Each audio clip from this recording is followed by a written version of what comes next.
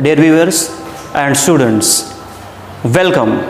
मैं Hafeezullah Khan as a lecture of chemistry chemi flash channel में आपके साथ आपके सामने मुखातिब हूँ। आज मेरा पहला क्लास है, मेरा पहला लेक्चर है आज, और मैं अपने क्लास का आगाज़ कर रहा हूँ। फर्स्ट ईयर केमिस्ट्री लेक्चर जो कि यूनिट फर्स्ट है, मैं स्टार्ट करता हूँ या स्टार्ट कर रहा हूँ। और ये जो यूनिट फर्स्ट है ये है स्टोइचियोमेट्री, तो स्टोइचियोमेट्री से मैं स्टार्ट कर रहा हूँ। तो अगर किसी ने अभी तक इस चैनल को सब्सक्राइब नहीं किया है, केमी फ्लैश चैनल को, तो जल्द से जल्दी जाएं और इसी चैनल को सब्सक्राइब कर लें। सब्सक्राइब करने के बाद बेल वाली बटन को प्रेस कर लें और फिर इसके बाद ऑल पे क्लिक करें। तो इसके साथ जितनी भी अपडेट्स होगी नई वीडियोस की, लेक्चर्स केमिस्ट्री मेरी, तो वो आपको साथ साथ मिलती रहेगी। तो चलिए शुरू करते हैं, अपने फर्स्ट लेक्चर की तरफ चलते हैं। और हमारा जो फर्स्ट लेक्चर है वो यूनिट फर्स्ट से है, और यूनिट फर्स्ट जो है वो है स्टोइचियोमेट्री। तो स्टोइचियोमेट्री को हम अभी डिफाइन किस तरह करेंगे, बिल्कुल सिंपल और ट्रिकी वर्डिंग के साथ मैं आपको इसकी डिफिनीशन बताऊंगा कि इसको हम डिफाइन किस तरह करेंगे। इसमें हमारे पास जो कैलकुलेशन है वो किस तरह हम इसको सॉल्व करेंगे, बिल्कुल शॉर्ट ट्रिक के साथ मैं आपको समझाऊंगा आज। तो देखिए शुरू करते हैं स्टूडेंट्स एंड व्यूअर्स, चलते हैं अपने लेक्चर की तरफ। स्टोइचियोमेट्री, जैसा कि हमारे पास ये जो स्टोइचियोमेट्री का वर्ड है ये टू वर्ड्स कम्बिनेशन है। अब ये किस तरह टू वर्ड्स कम्बिनेशन है, how it is a two word combination.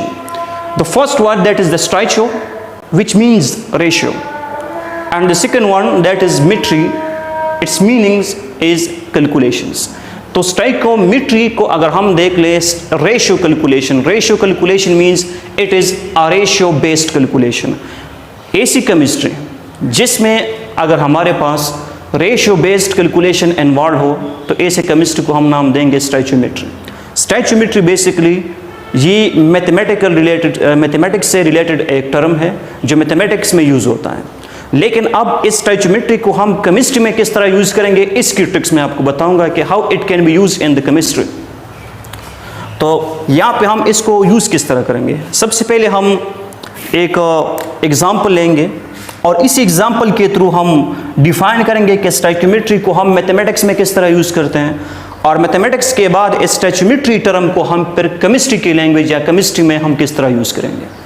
तो यहाँ पे देखिए, अगर आपको याद हो, आपने 9-10 में ये पढ़ा होगा रेशियो क्वेश्चंस।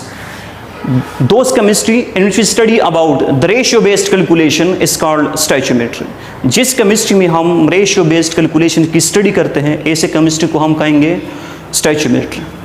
तो अगर आपके पास एक एग्जांपल हो इस तरह कि अगर 2 पेंसिल की जो प्राइस होगी वो 10 रुपीज़ है, तो 3 पेंसिल की प्राइस कितनी होगी। ये एक 8-7 लेवल का क्वेश्चन है, मैथमेटिक्स से रिलेटेड एक क्वेश्चन है।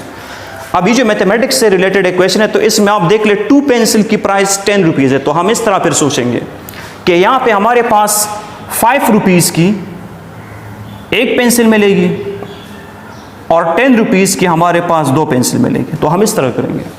लेकिन अगर हम इसको रेशियो फॉर्म में लिखेंगे तो रेशियो फॉर्म में हम इस तरह लिखेंगे कि 2/10 इक्वल टू 3/x। x एक अननोन टर्म है, इसको हमने अभी फाइंड करना होगा कि हम इसको किस तरह फाइंड करेंगे।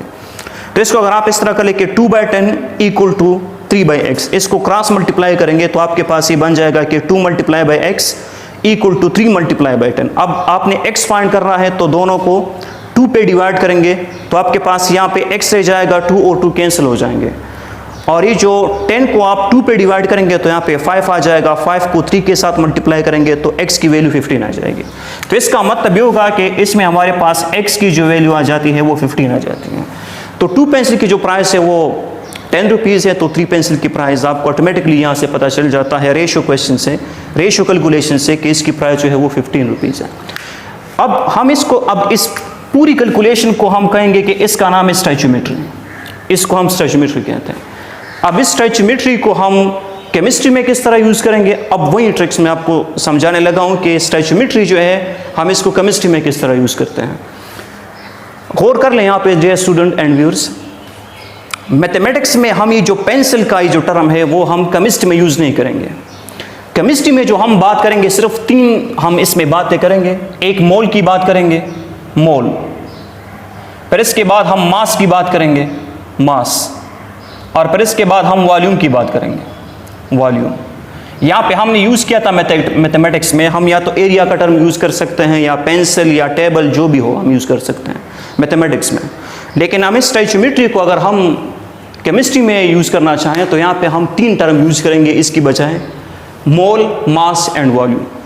तो अब इसको डिफाइन किस तरह किया जाता है? Stoichiometry is a method, stoichiometry एक मेथड है in which the amount of chemical are calculated of a balance chemical equation.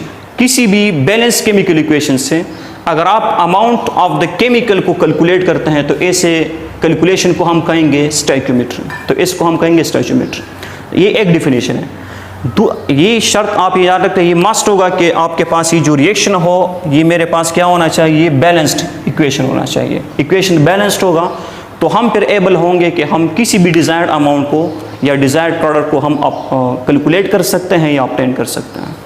Next जो डिफिनेशन हमारे पास यहाँ पे मिलती है कि it is the chemistry, stoichiometry is the chemistry in which we can calculate the amount of the reactant consumed and amount of the product formed।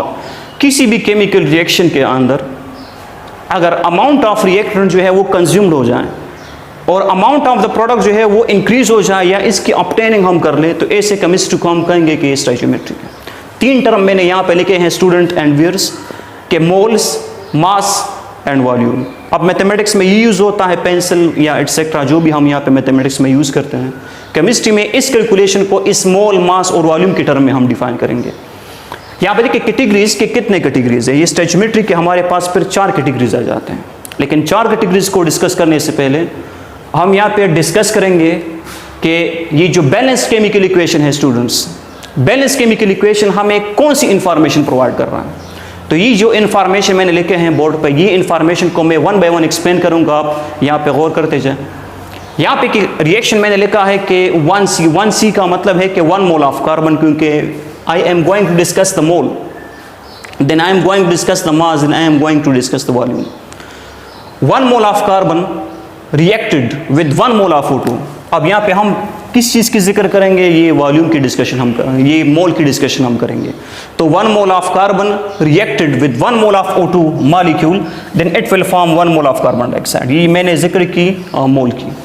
अब ये स्टोइचियोमेट्रिक calculation है, ये मैंने मोल की जिक्र की। फिर इसके बाद मोल के बाद हम डिस्कस करेंगे, फिर मास को डिस्कस करेंगे। ये तो मोल की डिस्कशन हो जाती है कि 1 मोल ऑफ कार्बन अगर आप लें और फिर इसके बाद 1 मोल ऑफ O2 के साथ रिएक्शन कर जाता है तो इससे 1 मोल ऑफ कार्बन डाइऑक्साइड बनता है। ये मोल की डिस्कशन है। नेक्स्ट अगर आप इसको मास में डिस्क्राइब करेंगे, इस रिएक्शन को अगर आप मास में डिस्क्राइब कर लें, if you have to describe this reaction into mass, then how we can describe it into mass? Then mass 1 mole of carbon contains 12 ग्राम। तो इसका मतलब क्या होगा कि अगर आपके पास 1 मोल ऑफ कार्बन है तो इसमें 12 ग्राम आएंगे, 1 मोल ऑफ O2 में 32 ग्राम आएंगे। तो इसका मतलब इसको डिफाइन किस तरह करेंगे? 1 mole of carbon contain 12 gram, it means that 12 gram of carbon reacted with 32 gram of oxygen molecule, it will formed 44 gram of carbon dioxide. तो इसको अभी हमने जो डिस्क्राइब किया इस रिएक्शन को, ये हम डिस्क्राइब कर रहे हैं अभी ग्राम्स में। ग्राम्स ये मास का यूनिट है, और ऊपर वाले रिएक्शन में हमने डिस्कशन की मोल की। वॉल्यूम की अगर आप डिस्कशन करेंगे यहाँ पे, तो वॉल्यूम के लिए एक बात याद रख लें, वॉल्यूम डिस्कशन जब आप करेंगे तो इसके लिए कंडीशन यूज होता है, उस कंडीशन का नाम है STP। और STP से क्या मुराद है? STP से मुराद है, ये हम फिर इंशाल्लाह नेक्स्ट चैप्टर में डिस्कस करेंगे STP को स्टूडेंट्स, कि इसका मतलब होगा standard T mean temperature and P mean pressure. तो इसका मतलब होगा कि एक स्टैंडर्ड टेम्परेचर हमारे पास हो और एक स्टैंडर्ड प्रेशर हमारे पास हो, तो किसी भी गैस मॉलिक्यूल की हम वॉल्यूम फाइंड कर सकते हैं। एक फिक्स वॉल्यूम हमारे पास होता है फिर STP कंडीशन पे, और वो STP कंडीशन पे जो वॉल्यूम ऑक्युपाई करता है, 1 mole of any gas will contain 22.4 decimetre cube of volume. It will contain 22.4 decimetre cube volume occupy करता है। जो भी आप गैस लेंगे और वो 1 मोल हो तो वो 1 मोल पे इसी कंडीशन पे, STP कंडीशन पे, जहाँ पे टेम्परेचर 0 डिग्री सेंटीग्रेड हो या 2 से 3 केल्विन के बराबर हो, फिर इसके बाद प्रेशर जो है वो 1 एटमॉस्फेरिक प्रेशर हो, तो इसी कंडीशन पे जो भी गैस आप लेंगे तो इसकी जो वॉल्यूम बनेगी वो 22.4 डेसीमीटर क्यूब बनती है, 22.4 डेसीमीटर क्यूब।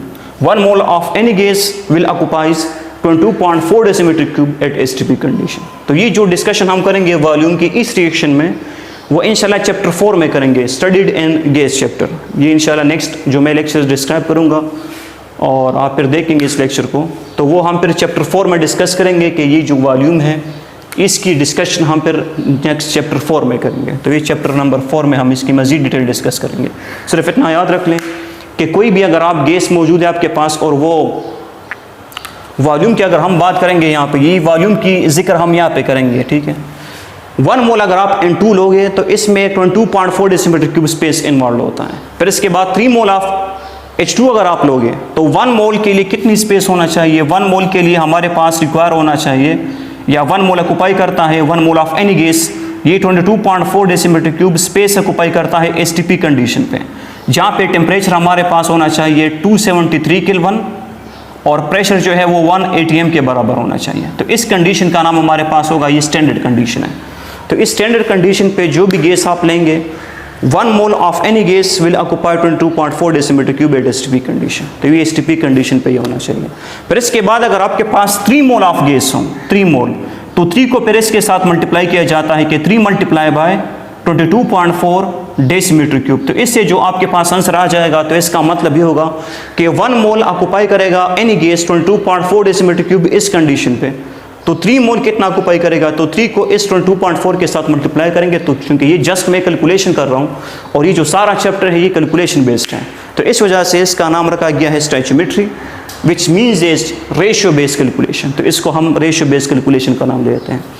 यहाँ पे हम कैटेगरीज को डिस्कस करने वाले थे, लेकिन कैटेगरीज को डिस्कस करने से पहले मैंने आपको बता दिया कि बैलेंस केमिकल इक्वेशन हमें कौन कौन सी इंफॉर्मेशन डिस्क्राइब कर रहा है। तो ये इंफॉर्मेशन हमें डिस्क्राइब कर रहा है बैलेंस केमिकल इक्वेशन।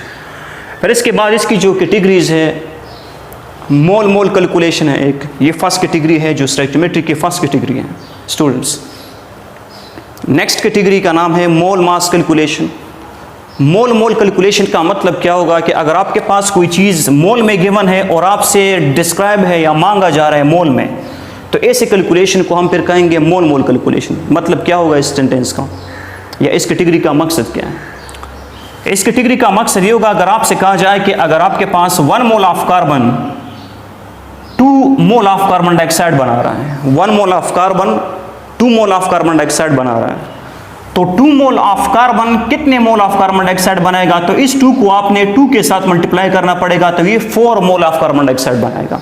तो इसका मतलब ये होगा कि मोल में अगर आपको गिवन हो और आपसे मांगा जाए मोल में, तो इस कैलकुलेशन को हम फिर कहेंगे कि it is the mole mole calculation.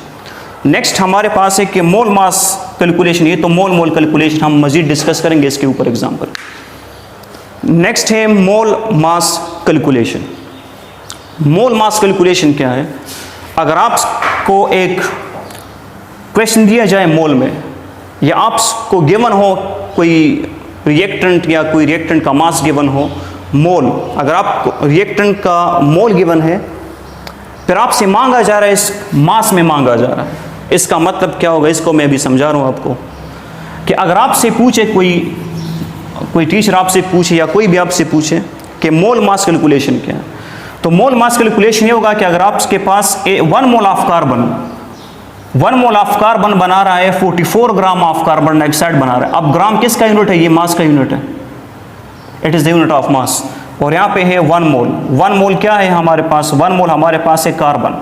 तो 1 mole of carbon 44 gram of carbon dioxide बना रहा है, जो इसका मास है। अभी कौन सी कैलकुलेशन है? एक में मोल इन्वॉल्व है एक साइड पे, दूसरी साइड पे मास इन्वॉल्व है। तो ऐसे कैलकुलेशन को हम नाम देंगे, ये हमारे पास बन जाएगा मोल मास कैलकुलेशन। नेक्स्ट अगर आप इधर देख ले students, 1 mole of carbon 44 gram of carbon dioxide बना रहा है।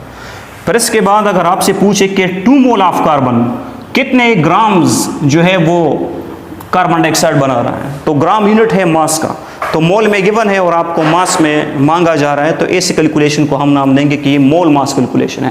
इसके ऊपर इंशाल्लाह हम नेक्स्ट लेक्चर में फिर इसके ऊपर एग्जाम्पल डिस्क्राइब करेंगे कि इसके एग्जाम्पल किस तरह हम सॉल्व करेंगे।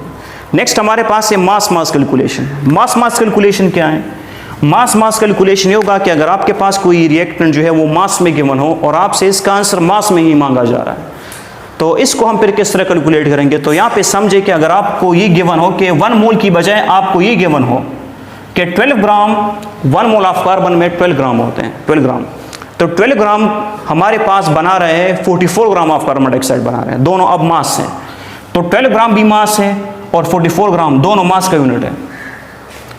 12 ग्राम बना रहे हैं 44 ग्राम ऑफ कार्बन डाइऑक्साइड। तो अगर आपसे पूछें कि 11 ग्राम ऑफ कार्बन अगर मैं लूँगा तो वो कितनी ग्राम्स में कार्बन डाइऑक्साइड प्रोड्यूस करेगी? तो ऐसे कैलकुलेशन को हम फिर क्या नाम देंगे? ऐसे कैलकुलेशन को हम फिर नाम देंगे कि it is the mass calculation. Next जो लास्ट वन है कि वॉल्यूम कैलकुलेशन क्या चीज़ है? तो वॉल्यूम कैलकुलेशन मैंने यहाँ पे डिस्कस किया कि इसको हम मज़ीद डिटेल में डिस्कस करेंगे चैप्टर नंबर 4 गैस चैप्टर में। स्टेट ऑफ मैटर 3 में हम फर्स्ट में हम डिस्कस करेंगे। स्टेट ऑफ मैटर फर्स्ट है gas, state of matter 2 liquid, state of matter 3 solid. ये हम बार बार हम रिवाइज करेंगे, इसको हम फिर मज़ीद डिस्कस करेंगे इंशाल्लाह आने वाले चैप्टर में। तो वॉल्यूम कैलकुलेशन में अगर आपको ये कहा जाए कि अगर आपके पास ये N2 है, N2 और N2 का जो वॉल्यूम ऑक्युपाई होता है 1 मोल का वो 22.4 decimetre cube space volume occupy करता है। स्टूडेंट्स इसको गौर से समझे यहाँ पे 22.4 डेसीमीटर क्यूब। तो 22.4 डेसीमीटर क्यूब यहाँ पे जो वॉल्यूम ऑक्युपाई करता है ये N2 और प्लस H2, ये जो वॉल्यूम ऑक्युपाई करेगी 2 मोल ऑफ NH3। अब 1 mole of N2 1 mole of H2 यही सेम वॉल्यूम ऑक्युपाई करती हैं, लेकिन आपके पास यहाँ पे कितना बन रहा है 22.4 decimetre cube and 22.4 decimetre cube. ये मेरे पास होगा H2 के लिए और ये मेरे पास बन जाएगा N2 के लिए। अब दोनों को प्लस करेंगे तो आपके पास बन जाएगा कि 44.8 डेसीमीटर क्यूब। तो अगर आपको वॉल्यूम गिवन हो और आपसे वॉल्यूम में मांगा जा रहा हो तो इसका नाम होगा कि it is the volume calculation. तो इंशाल्लाह हम नेक्स्ट लेक्चर में इसके एग्जाम्पल डिस्कस करेंगे कि मोल कैलकुलेशन किस तरह किया जाता है या किस तरह परफॉर्म किया जाता है, मोल मास कैलकुलेशन किस तरह परफॉर्म किया जाता है, मास कैलकुलेशन किस तरह परफॉर्म किया जाता है और वॉल्यूम कैलकुलेशन किस तरह परफॉर्म किया जाता है। तो इसको हम इंशाल्लाह नेक्स्ट लेक्चर में हम डिटेल के साथ डिस्कस करेंगे इसके एग्जाम्पल। और अगर आपने किसी भी स्टूडेंट ने अगर ये वीडियो नहीं देखी तो जल्द से जल्द इस चैनल को सब्सक्राइब कीजिए, केमी फ्लैश चैनल को, और बेल आइकन को प्रेस कर लें, ऑल पे क्लिक कर लें। तो जिसके साथ मज़ीद जितनी भी वीडियोज़ मैं अपलोड करूँगा अपने इस केमी फ्लैश चैनल पे तो इसकी अपडेट्स आपको मिलती रहेगी। तो अगर किसी भी स्टूडेंट को कोई मसला हो या किसी भी व्यूज़ को कोई मसला हो किसी भी टॉपिक में, तो अगर आपको किसी चीज़ की समझ नहीं आई तो इसको हम फिर एक रिव्यू क्लास में हम इसकी बात ले सकते हैं।